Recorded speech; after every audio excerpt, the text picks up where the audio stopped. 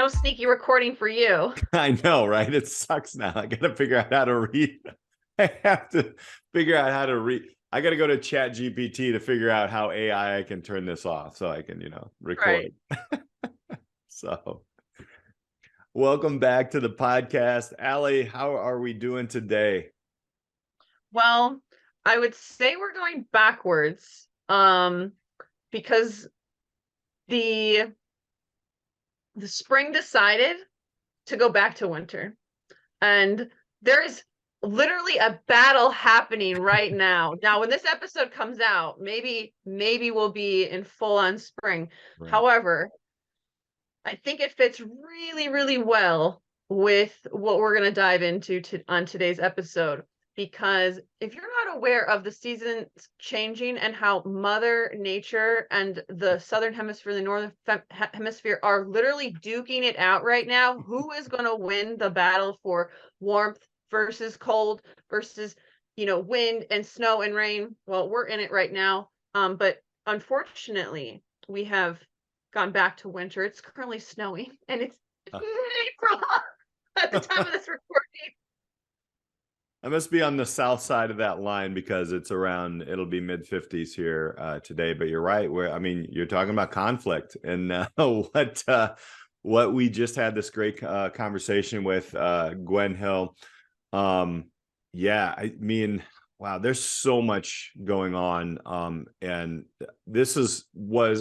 if you're from Chicago, you saw what happened in Chicago, with the teens and all the different things that are happening. There's a lot of conflict. And so this brings it right to the forefront. And then, we'll bring it down into schools as well. And as educators, there's a lot of conflict, especially at the end of a school year, when it comes to, admin, to educators, to students. There's when a timeline ends and change is coming, like you said, whether regardless of that, weather or when you have flexible due dates and things like that, but there's a hard deadline at the end of a school year, conflict arises. So you remember those days? Oh, yes. And it's interesting because even though I am not in the classroom, right? Like you don't put in a decade into a craft and not have a ton of relationships that are still in the day-to-day. And this is the time of year, if people are not aware in the educational system, is particularly in the K through 12, but I'm pretty sure it's similar in the collegiate level as well. This is when contract negotiations are happening. This is when schedules are being decided for the following year. This is when hiring process is. This is when leadership changes oftentimes occur. And on top of that, you're also dealing with students, like what you're talking about. They're trying to round out the end of the school year. You're thinking about colleges or the next step, or just there is this hard deadline, and this is a season of, it can be very challenging and there can be a lot of conflict. And so we really want to highlight and kind of dig into this topic with the episode that just came out last week with Gwen, because there is so much there. And I know a lot of my peers, in particular where I used to teach at, they actually had a very rough season of contract negotiations. And here's what I think after listening to Gwen, that the district leaders, and this is of course for the district that I'm referring to, but this happens everywhere, is that leaders and decision makers, board members, whoever, make a decision and they do not anticipate the conflict that is going to occur, and or how the other side is going to maybe retaliate or respond. Not even like necessarily make it a battle, but it's like they aren't even aware, right? And that is what Gwen really got into with us, is that her practice and this awareness piece of how you handle conflict and the different ways to handle conflict and be aware of that is something that is needed, and we need to discuss it more, because there are all these conflicting agendas, or people view it as there are different ways to do things. it doesn't have to be a battle, but I'm not sure everyone has this training or this idea that conflict and moving through conflict is needed. And but there are different ways to manage it that maybe the way that it's being done currently at wherever you're at. Right. My anxiety level just rose because you told me everything. So thank you. I'm just kidding. Yeah, I didn't even think of like contract negotiations. Different schools I mean, ours are up next year. There is a lot coming around when you're talking about monies and salaries. I mean, we are in an unprecedented time after a very, very low interest rate, not a lot of inflation. We're it's cycles. We're hitting back like into the 80s. When influence, I know you probably weren't born then, but like But I was at forever.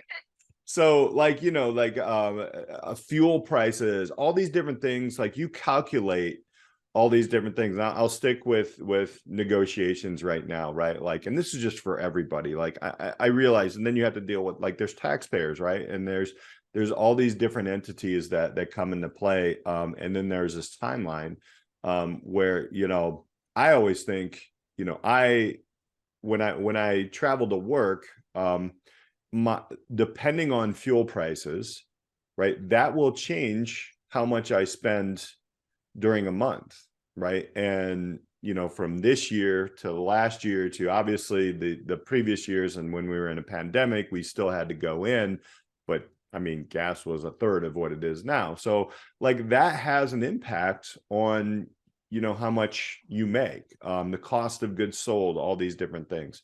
Can you tell I'm a business teacher? So, but I'm thinking about all those things. And then the other thing that, everybody sees that, right? Everybody sees the salaries, and I'm talking about general public and everything.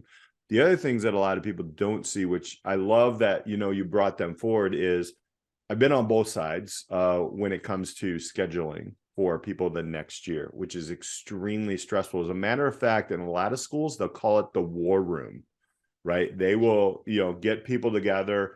It's a puzzle. Not everybody's, it's not going to be equal. It just is not, and it never will be.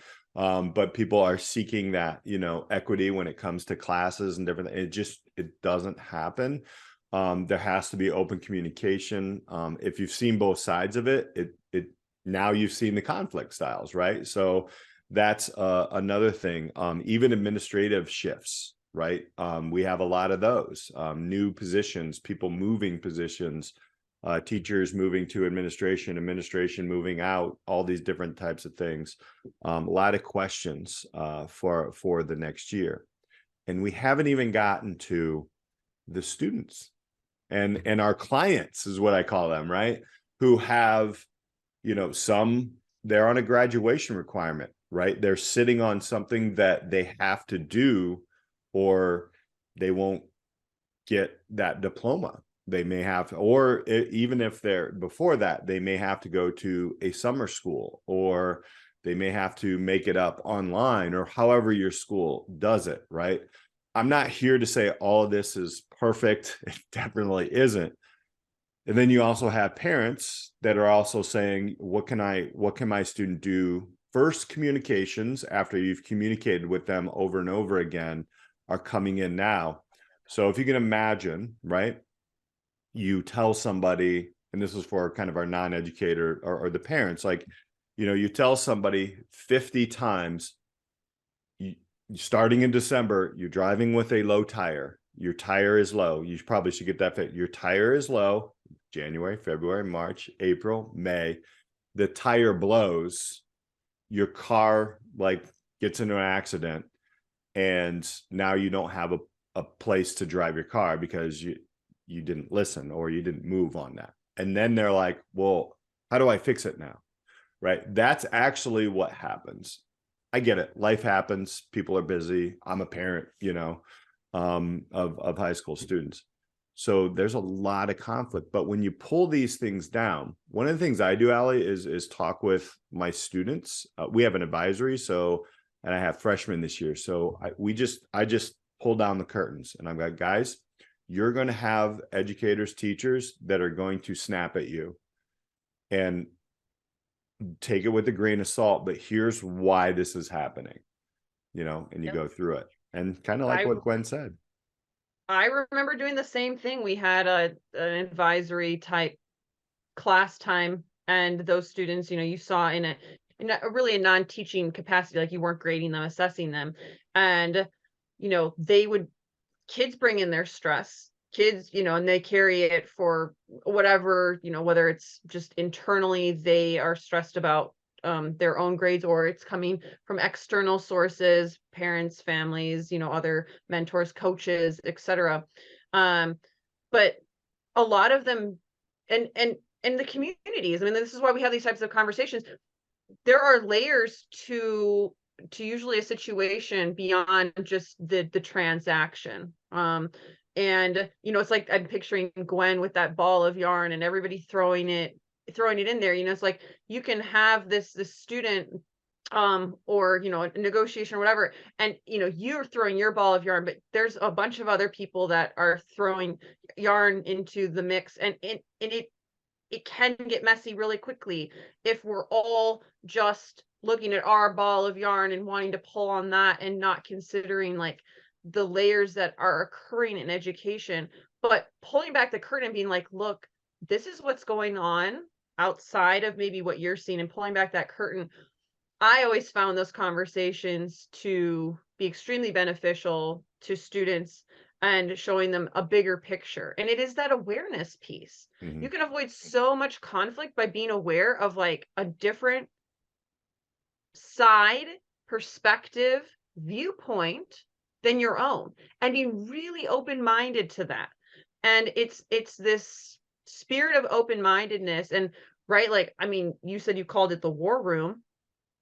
Well, it can be a battle, but like, how can it be more of a, like, I'm trying to think of a different term for it, but I mean, like, right, you got that term for a reason. Mm-hmm. Mm-hmm. Right? So how do you shift those conversations and experiences so it's not like, oh, I have to like suit up and like go really hard into this conversation to get what I want, because like, right, there are competing forces, and it does impact, like, that's the thing is, when students pick their schedules, it impacts them for the next year. When teachers have to teach something, it impacts them for a year. When, administrators have certain duties, it impacts them for at least a year.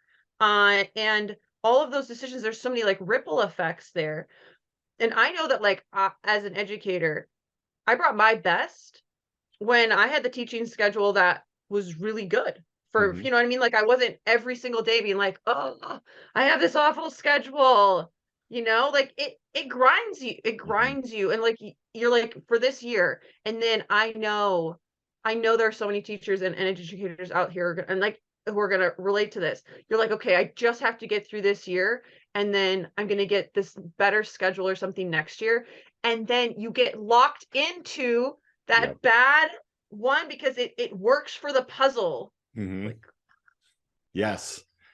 Call it the puzzle room. The one that I have not heard that from the current school that I'm at. I know there's a couple of schools that I've left. It has been the war room, and you're right. I mean, that was a great analogy. You do suit up, you get in there, and everybody, like, as an administrator, when I was in charge of scheduling the conversations that people would come up, and teachers and educators and stuff like that, would come up and have these quick little, hey, just want to let you know, which is very helpful. I mean, you get it. I think, one of the challenges that an education has that creates a conflict like this, and I always like, Gwen always talks about, like, if you have unfinished business here, it's gonna, come back over and constantly spill into the next conversation and the next conversation. And I think, that honestly, we're kind of in a conundrum here with finding educators in general. But I also think that, in HR departments and hiring, one of the things that needs to be looked at is like, all right, so it's baseball season, so I'll use this analogy, right? You have different players that you need to hire, but you also have to hire, like, or if you can, you hire somebody in that curriculum area that you're teaching that's going to be the do all be all. Like they have to have that, right? And then maybe they'll specialize later. But if you bring somebody in, you say, you know what, you're going to be our utility player. So you could be teaching this one year and the next year. And if you're okay with that, like for real, okay with that, and you understand maybe in their portfolio or whatever they see, then you hire people to do that. Cause I know people who do that. I'm actually a person that like, jump me in, man. Like, let's play in the sandbox. As a matter of fact, a lot of business educators are like that because we teach 6 preps every year. But that's not to take anything away from, let's just say you have, I don't know, a biology teacher that's just killing it in biology. You want to keep them there, right? And so like, but if you're able to create a team with that, which is becoming more and more difficult, to have that team with that. Okay, we have a biology teacher, we have a chemistry teacher, we have a 2 or 3 different prep science teacher, and then over here we've got the utility teacher, and they all know exactly where they fit in, and they're working as a team. Now you got something. I think that's hugely missed when it comes to hiring in education. I mean, there are a few, like right now I'm in an amazing team. I had a conversation with one of my colleagues yesterday, and we're always open. Like, we know our styles, we know our conflict styles, right? We know how we teach, and it's very different, but it's awesome. And when you have that, and our leader is hands off, not to a point where, sometimes it can be goofy, but like, to a point that we can actually really work out conflicts on our own. But we realize that. And I think that's what Gwen was saying. I mean, a lot of people don't know this stuff. Like, parents, even admin, they don't really understand, the dynamics of this. No, which is why this conversation is so good. And the other thing that I'm thinking about is what we were talking about right before we started recording, is businesses and what schools can learn from different business models and the educational system in general. And so I do want our listeners to hear this experience that you had, but I'll kind of set it up, is that this idea, I will say this before you go into your side, is some people will cringe when you hear like, oh, work is a family. Okay, I've heard both sides. Yep. Okay. Yep. But to the point, maybe you don't like that word, maybe you just like a team or a cohesive unit, or whatnot. But there is this idea with what you're talking about with baseball and having certain players, like, right, you wouldn't put your star pitcher, your best AP, science teacher, calc teacher, you wouldn't put them into the outfield. You wouldn't go and say, go teach music class. Like, doesn't make any sense. Okay. Or just totally give them a horrible schedule for no reason. But there is this idea of really deeply understanding who you work with and for. And there's not necessarily time in the educational system. It's like, go, go, go, right? We're talking about this hard deadline. And it's like educators and the environment that is created can be very chaotic. And that doesn't necessarily create the best environment to create the best work. So I'm really interested in what you experienced with the field trip, and kind of talk us through, what you saw with that in terms of conflict resolution and seeing other perspectives. Right. So we've already talked before this. So everybody's like, what are you talking about, field trip? So I have a colleague, his name is Pat Kelly. He's a wonderful, wonderful teacher. He came from math into business, right? And Pat, if you're listening to this, you are awesome, and you know that. But he's a relative that owns a small advertising agency in Chicago, right here, and it's a highly acclimated. It's got big awards, like a couple Clio awards, Super Bowl commercials, etc. So I'm not past Big this. deal. Yeah, right. They're kind of a big deal. We walked into their office and there are 2 Clio awards sitting right there. And I was like, what? So we went down to the city. I should say up to the city. We're in the south side. And we sat with their team, and we took a little bit of a tour. It's a smaller building. There's less than 100 employees. A lot of them are remote. But it was really cool because they had a panel discussion, and their panel number one was diverse. Like they were old, young, black, white, Asian, all different types of people there. And it was like, oh my gosh, they're like really doing this, you could sense the power of the different lenses in that room. So that was the first thing. So as I kind of talk about them being a family, like when you think of a family, right? You're like, all right, my whole family is just like me. This was an amazing, I think it was an amazing way that somehow they hired, or they figured out how to hire people with different lenses, because of marketing, you have to, right? Like you're looking at all different kinds of demographics and everything. And the head of the creative director, who kind of was like the person that a lot of people went to, he was older. And I'm going to throw a little hint. I think we'll have him on the podcast later, but he was the guy who said, bring me your problems, let's go, right? And so he was almost like an adult figure, but I don't want to say that in a condescending way, but like he's nurturing, right? But in a way to where he was doing exactly what Gwen was talking about. He pulled down, what's the conflict, what's going on. If somebody has a bad day, if somebody was struggling on an assignment, they didn't compete, right? And that was the competitive piece. They collaborate. They had such a good collaboration. And please, if anybody doesn't know what I'm talking about, go back to the Gwen Hill conversation, because we went over all 5 of those, and reach out to her because it is amazing. But they have figured this out, how to collaborate. People pick up where people leave off, and it was just a great team effort.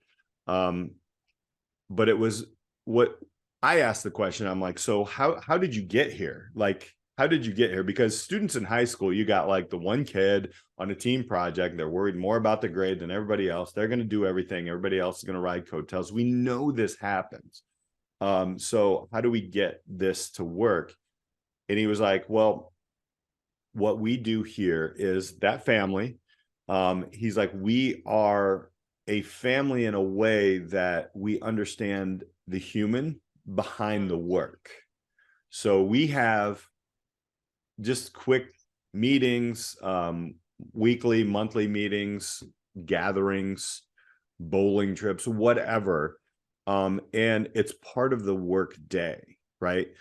But he's like, we want to know everybody's why for being there. Like, why are you in marketing? What drives you? And it was so interesting. And the way that he eloquently put it wasn't about making money, right? It's a business. You have to make money. I get that. But it's really about the why behind it. And once everybody got their why out there, and then you can understand underneath that, every project, even if like not everybody's shooting at 100%, it's works. And so he just literally opened up the conflict pieces, and it was just, yeah, I'm sure, and they were like, sometimes they were like, all right, we have some challenges and things like that. It's not like all, they even said it, rainbows and sunshine, but they understand how to get through it. So I think that in a business, coming back into, we're in the business of education, right? Like we have to teach kids math, science, English, history, arts, music, business, construction, whatever it is. So how can we better understand conflict in there? So I just thought that was a great example. I think it's an awesome example, and it speaks to, there's a lot of like little lessons in that. One, I'll just go back to this idea of micro schools. There's a lot of power in a small community, right? Like I get it, municipalities and areas, they have these big buildings and big school districts, but I worked at a smaller school district and a bigger school district, and man, the pace at which you can make change and innovate in a smaller school district is unreal. And I think you're at an even smaller one than I was at, Mhm. um, and so, right, like this idea of maybe you can't get rid of your big school district, but how can you create pockets of micro schools within it where you have this more cohesive unit, you have more time together, and you're not competing, because when you have such a large clientele and also lots of people, lots of things to manage, the layers of conflict become deeper and there are more competing forces. So how can schools streamline, and how can education, not compete with itself, right? Like that's really what when I hear this marketing agency, and it's like they're not competing with themselves, Right. right? Like it's like you or us versus the project or the problem, not us versus each other. And that is a huge step in conflict awareness, conflict resolution. And I feel like I have and it's from the discussion with Gwen, misunderstood the term conflict, and that, like, oh, it's this thing I have to like suit up for. And it doesn't have Mhm. to be that way. And there's lots of leaders and businesses and people out there who are leading and doing stuff in a different way. Mhm. And that part is really inspiring for this. We can't avoid conflict. Everything is conflict, Right. as Gwen said, right? Yeah. I think, and just to kind of like put like that was so wonderfully said, because I'm thinking we do compete in school. I mean, and we are competing not only for students, but like against each other. And what's interesting is conflict. What is it good for? Absolutely everything. It means, to me, in education, when there's a conflict, we got to get below the surface of that conflict. And Gwen made that evident, right? We have to get underneath and like what's really causing this. We tend to focus on the child, right? Like what's really causing this. And there's only so deep we can go because we're a system, we're a school, we're not in their homes or anything like that. I think we miss, and this might be why a lot of educators are getting disgruntled and leaving and such, that why is this happening like between a science teacher and a business teacher, or a science and a math, or two science teachers or two math teachers, or whatever, right? And then once we face that in a way that Gwen said, it's an opportunity to actually make it better rather than to point fingers and divide even more. I think now we're going to start to build more cohesive school systems in places, because we always talk about the silos, right? Mhm. You ever go to a bar with a bunch of teachers after a school day, like on a Friday or whatever, and you start talking, and after everybody gets out the frustrations, because that's why we go to the bars, and then everybody starts talking about, man, wouldn't it be great? Wouldn't it be great? I hear so much synergy there, Alli. I don't care if you teach music or if you are just straight up analytical in a calculus class. I hear the educators saying the same thing. It's just the conflict has broken it apart. So I think there's a lot of opportunity there, with that being said. So, and then we're going to go into Jackie here, who's going to be our next guest, talking about how we're breaking down some rules or laws or just miscommunication or conflict between secondary and post-secondary. But before I tease that all the way out, what are your final thoughts on conflict? Well, this won't be our last conversation about that, about this topic. But I do I like how this conversation evolved, in that conflict doesn't have to be combative, and you don't have to suit up for it. You don't have to compete. And whatever level you are at involved in the educational system, bringing that lens of conflict awareness and letting your guard down and trying something different is so powerful. But as systems, I think education is going to have to face conflict and really work through it and not avoid it or sidestep it or continue to battle over conflicts that aren't necessary. So it's like this whole reimagining of what conflict is in order to really innovate and disrupt education, which is what, of course, we're all about here. As a disrupting conflict, they're almost the same thing. It's like, but there's an opportunity behind it, which I love that lens. Thank you all again for hanging out with us today. We have a great one coming up next week as well. We're talking secondary, post-secondary, bringing them together. We'll see what kind of conflict we get out of that. So thank you all so much. For Alli Privitt, I'm Peter Hostrawser. We'll catch you next time on the Disrupt Education Podcast. Thank you so much for joining us on this week's episode of the Disrupt Education Podcast. Be sure to like and subscribe so you never miss an episode. Are you ready to disrupt the educational arena you're a part of? For more ways to get involved in the work we do here at Disrupt Education, check us out at disrupteducation.co or find us on LinkedIn at Peter Hostrawser or Alli Privitt. Our mission here is to help facilitate and amplify changes in the educational system through local initiatives and help you scale them into community movements. Our building network of disruptors in education are working to move beyond scores and grades as the only measure for student learning. If your school district, college, campus, or organization is looking for facilitators of this work, reach out on our website or social media. And if you have any thoughts or feedback on this week's episode or any episode, we'd love to hear from you. Until next time, keep pushing the boundaries, taking risks, and most importantly, disrupting education.